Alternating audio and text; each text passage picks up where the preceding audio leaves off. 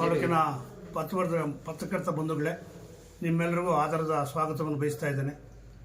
ನಾನು ಮಂಗವಾದಿ ನಾಗರಾಜ್ ಅಂತ, ಸರ್ಕಾರಿ ನೌಕರರ ಸಂಘದ ನಿಕಟಪೂರ್ವ ಅಧ್ಯಕ್ಷರು ತಾಲೂಕಲ್ಲಿ 15 ವರ್ಷಗಳ ಕಾಲ ಸೇವೆ ಸಲ್ಲಿಸಿ ಅಧ್ಯಕ್ಷನಾಗಿ 2 ಬಾರಿ ಸಂಘದ ಕಾರ್ಯದರ್ಶಿಯಾಗಿ ಸೇವೆ ಸಲ್ಲಿಸಿ ಈಗ ನಿವೃತ್ತಿ ಆಗಿರ್ತೇನೆ. 2 ವರ್ಷ ಆಯ್ತು ನಿವೃತ್ತಿ ಆಗಿ.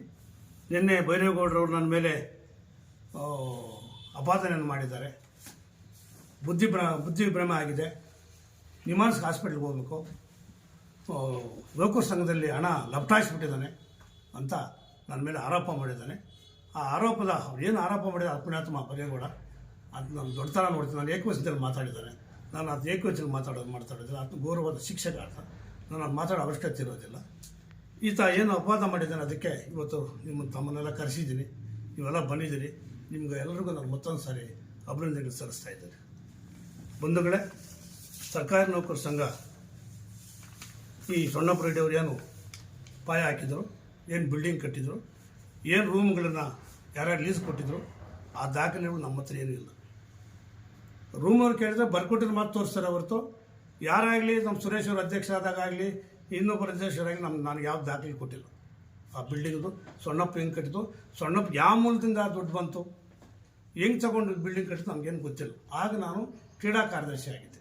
ಅವ್ರ ಒಡನಾಡಿಯಾಗಿ ಅವ್ರು ಕಟ್ಟಿದ್ದಕ್ಕೆ ನಾವೆಲ್ಲ ಖುಷಿಪಟ್ಟಿವಿ. ಸೊಣ್ಣಪ್ಪ ರೆಡ್ಡಿ ಅವರು ನಮಗೆ ಇಲ್ಲಿ ಜಾಗ ಅನಿಸಿ ಒಂದು ದೊಡ್ಡ ಬಿಲ್ಡಿಂಗ್ ಕಟ್ತಾ ಇದ್ದಾರೆ, ನಾವೆಲ್ಲ ಖುಷಿಯಾಗಿ ಅದ್ರ ಇನಾಗ್ರೇಷನ್ ಕೂಡ ನಾವು ಮಾಡಿದ್ವಿ. ಕೂಡ ನಾನು ಹೊಂದಾಣಿಕೆ, ಆ ಕಾಲದಲ್ಲಿ ಕೂಡ ನಾನು ಹೊಂದಾಣಿಕೆ ಮಾಡ್ತಾಯಿದ್ದೆ, ಎಲ್ಲ ಮಾಡ್ಕೊಂಡು ನಡೆಸ್ಕೊಂಡ್ಬಂದಿದ್ದೀನಿ.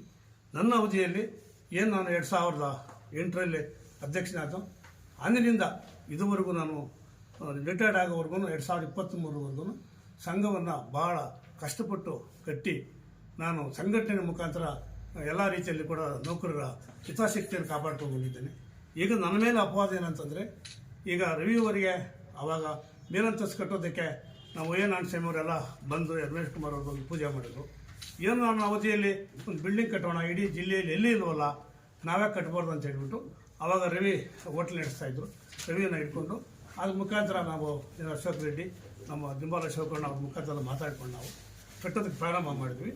ರವಿಯಣ್ಣವರು ಆವಾಗ ನಮಗೆ 4,25,000 ಕಾಸು ಕೊಟ್ಟರು.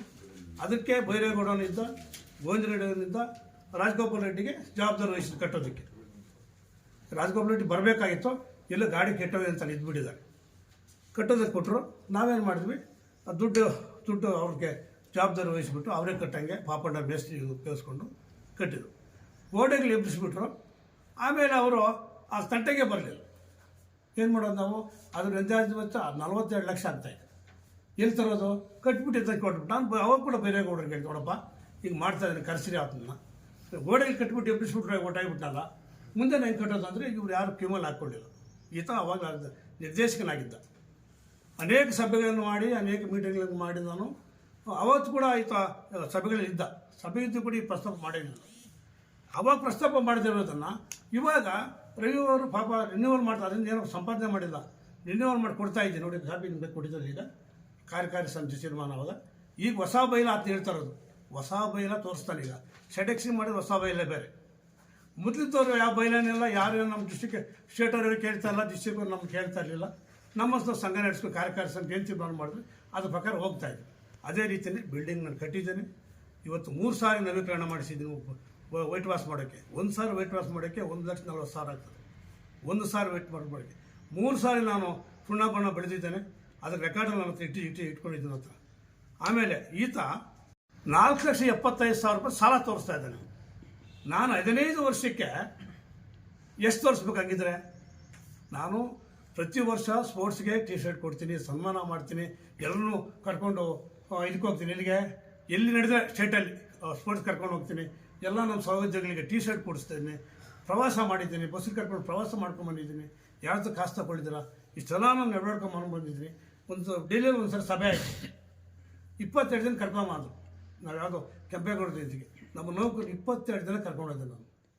ಏನು ಹೋಗೋದು ಪ್ಲೇಟು, ಬರೋದು ಫ್ರೀ. 10 ದಿವಸ ಅಲ್ಲಿ ಓಡಾಡಿ, ಏನು ಖರ್ಚಿಲ್ಲ ಯಾರ್ದು. ಆ ರೀತಿ ಪ್ರವಾಸ ಮಾಡ್ಕೊಂಬಂದಿದ್ದೀನಿ. ನಮ್ಮ ಶಿಕ್ಷಕರಿಗೆ 70 ಜನ ಕರ್ಕೊಂಡು ಡೆಲ್ಲಿಗೆ ನಾನು 10 ದಿವಸ ಬರೀ 6,000 ರೂಪಾಯಿ 10 ದಿವಸ ಪ್ರವಾಸ ಮಾಡ್ಕೊಂಬಂದಿದ್ದೀನಿ. ಡೆಲ್ಲಿಯಲ್ಲಿ 10 ದಿವಸ ಆಟಿರೋದಲ್ಲಿ ಡೆಲ್ಲಿ ಒಂದು ತಮಾಷೆನ ಅದು ಮಾಡ್ಕೊಂಬಂದಿದ್ದೀನಿ. ಪ್ರತಿಯೊಂದು ಸಭೆಗಳಿಗೂ ಕೂಡ ನಾನು ಎಲ್ಲ ಕಾರ್ಯಕರ್ತ ಸಮಿತಿಯಲ್ಲಿ ಏನು ತೀರ್ಮಾನ ಮಾಡಿಕೊಂಡು ನಾವೆಲ್ಲ ಕೆಲಸ ಕಾರ್ಯ ಸಂಘಟನೆ ಬಲಪಡಿಸ್ಕೊಂಡು ಬಂದಿದ್ದೀವಿ. ಇವತ್ತು ಹೇಳ್ಬೇಕಂತಂದರೆ ಹೇಳ್ತಾರೆ ನಪ್ಟಾಸಿದ್ದೆ ಅಂತ ಹೇಳ್ತಾರೆ. ಈ ಸ್ವಾಮಿ ಇವತ್ತು ನಮ್ಮ ಮನೇಲಿ ಬರೀ 4-5 ವರ್ಷ ನಮ್ಮ ಸಹೋದ್ಯೋಗಿ ನಮ್ಮ ಪತಿಯವರು ಸಾಕ್ತಾ ಇದ್ದಾರೆ ರೀ, ಎಮ್ಮೆಗಳು ಸಾಕ್ತಾ ಇದ್ದಾರೆ ರೀ. ಇವು 84 ಇಸ್ವಿಯಲ್ಲಿ ನಾನು ಇವತ್ತು ಹಸು ತಂದಿರೋದು. ಹಾಲು ಹಾಕೋದ್ರಲ್ಲಿ ಕೂಡ ಫಸ್ಟು ನಾವು ನಮ್ಮ ಡೈರಿಯಲ್ಲಿ ಆ ರೀತಿ ನಡ್ಕೊಂಡು ಕಷ್ಟಪಟ್ಟು ಬಂದಿರೋದು ನಾವು. ನನಗೆ ಇದರಲ್ಲಿ ಏನು ಬರಬೇಕು ಈಗ ನಾನು ನೋಡಬೇಕಾದ್ರೆ ಆ ಮೀಟಿಂಗ್ಗಳು, ಆ ಸಭೆಗಳು, ಇಲ್ಲೆಲ್ಲ ಹೋಗ್ಬೇಕು, ಯಾರು ಗ್ರೂಪ್ ವಿಷಯಗಳಾಗಿರಲಿ, ಮತ್ತು ಸರ್ಕಾರಿ ಶಾಲೆ ಕಾರ್ಯಕ್ರಮ ಆಗಿರಲಿ, ನಾನು ನಿನ್ನಂಗೆ ನಾನು ಹಂಗೆಲ್ಲ ಶಾಲೆ ಬಿಟ್ಟು ಹೋಗಿಲ್ಲ. ನಾನು ನೀನು ಹೈಸ್ಕೂಲ್ಗೆ ಹೋಗಿದ್ಯಾ? ಹೈಸ್ಕೂಲ್ಗೆ ಹೋಗಿ ಪುಲೂರುಪೇಟೆ ಮೇಷ್ಟ್ರು ನೀನು ಪಾಠ ಮಾಡಕ್ಕೆ ಬಿಟ್ಟಿದ್ದು ಮದುವೆ ಮಾಡಿದಲ್ಲಿ ಹೋಗ್ರಿ. ನೀವು ಪತ್ರಕರ್ತ ಕೇಳಿ ನೀವು ನಿನ್ನೆ ವರ್ಷ SLC ಯಾರು ಪಾಠ ಮಾಡಿದ್ರು? ನನ್ನನ್ನೇ ಶಿಕ್ಷಕ, ಯಾವ ಶಿಕ್ಷಕ ಅಂತ ಕರೀತಾರೆ ನನ್ನನ್ನು. ಇನ್ನು ನಿಜವಾಗ ಶಿಕ್ಷಕ ಅಂತ ಕರೀತಾನೆ ರೀ. 41 ಸರ್ವಿಸ್ನಲ್ಲೂ ಒಂದು ದಿವಸ ಕೂಡ ನಾನು ನಮ್ಮೂರಲ್ಲಿ ಆ ಶಾಲೆಯಲ್ಲಿ ಕೆಲಸ ಮಾಡಿದ್ದೆ. ನಾವು ಅಲ್ಲಿ ಒಂದು ದಿವಸ ನನ್ನ ಮೇಲೆ ರಿಪೋರ್ಟ್, ನನ್ನ ಮೇಲೆ ಯಾರು ಅಬ್ಜೆಕ್ಷನ್ ಮಾಡಿಲ್ಲ ರೀ. ಆ ಥರ ನಡ್ಕೊಂಬಂದಿದ್ದೀನಿ ನಾನು. ನೀನು ಮಾಡಿರೋದೇನು? ನಿನ್ನ ಕೆಲಸ ಏನು? ನೀನು ನನ್ನನ್ನು ಕರೆಯೋದು ನೀನು ಯಾವ ಶಿಕ್ಷಕ ಅಂತ ನನ್ನನ್ನು ಕರೆಯೋದಾ? ನೀನು ಈಗ KMS ಹೆಡ್ ಮಾಸ್ಟರ್ ಆಗಿದ್ದೆ. ನೀನು ಅದಕ್ಕೂ ನಂದೇ ತಪ್ಪು. ನಾನು ಹೋಗಿ ಬೇರೆಯವ್ರನ್ನ ಹಾಕ್ಸಿದ್ದೆ, ನಾರಾಯಣಸ್ವಾಮಿ ಅಂತ ಹಾಕ್ಸಿದ್ದೆ. ಈ ಪುಣ್ಯಾತ್ಮ ಬಂದರೆ ಗುರುವಾರ ಬಂದುಬಿಟ್ಟಿದ್ದೆ, ನಾನೇ ಮಾಡ್ತೀನಿ. ನಾನು ಅಲ್ಲೇ ಹಾಕ್ಸಿದ್ದೆ, ಆತನಿಗೆ ಅಲ್ಲ ಹಾಕ್ಸಿದ್ದೆ ನಾನು ಅಂದ್ಕೋ. ನೀನು ಅಲ್ಲೇನು ಮಾಡಿದ್ದೀಯ? 2 ವರ್ಷ ಆಯಿತು ಇದುವರೆಗೂ ಚಾರ್ಜ್ ಕೊಟ್ಟಿಲ್ಲ. ನೀನು ಪ್ರಾಮಾಣಿಕ ಹೇಳ್ತೀಯಪ್ಪ. ನೀನು ಗೌರವ ಮಾತಾಡ್ತೀನಿ. ನನ್ನಂತೂ ನೀನು ಏಕವಂಚನ ಮಾತಾಡ್ತೀನಿ. ನೀನು ಗೌರವ ಅಂತ ಮಾತಾಡ್ತೀನಿ. 2 ವರ್ಷ ಆಯ್ತಲ್ಲಪ್ಪ, ಯಾಕಪ್ಪ ಚಾರ್ಜ್ ಕೊಡೋದು? ಅಕ್ಷರ ದೋಸ ಆಡಿಟ್ ಯಾಕಪ್ಪ ಮಾಡಿಸಿಲ್ಲ ನೀನು? ಅತಿಥಿ ಶಿಕ್ಷಕ 20,000 ಹೆಚ್ಚುವರಿಯಾಗಿ ನೀನು ತಗೊಂಡಿದ್ದೀಯೇ. ಅದನ್ನು ಎನ್ಕ್ವೈರಿ ಮಾಡಿದ್ರೆ ಇವಾಗ ಸರ್ಕಾರದಿಂದ ಮೇಲೆ ಕಟ್ಟಬೇಕಂತ ಅಪಾದನೆ ಬಂದಿದ್ದಾರೆ. ನಾನು 40 ವರ್ಷ ಸರ್ವಿಸ್ ಮಾಡಿ ನಾನು ಯಾವ ರೀತಿ ಶಿಕ್ಷಕ ಮಾತಾಡಿದ್ದು ನೀನು ಇದಾ ನೋಡಿ, ನೀನು ಕೊಟ್ಟಿದ್ದು ಆರ್ಡರ್ಸ್ ಕೊಟ್ಟಿದ್ದು ನೋಡಿ.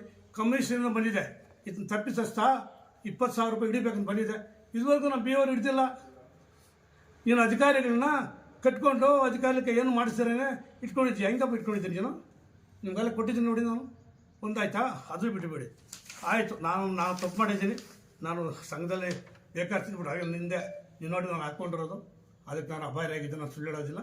ನಾನು ತಿಂದು ನಾನು ಅನುಭವಿಸ್ತಾ ಇದ್ದೀನಿ, ಅನುಭವಿಸ್ತಾ ಕತೆ ಬಿಟ್ಬಿಡು. ಆಮೇಲೆ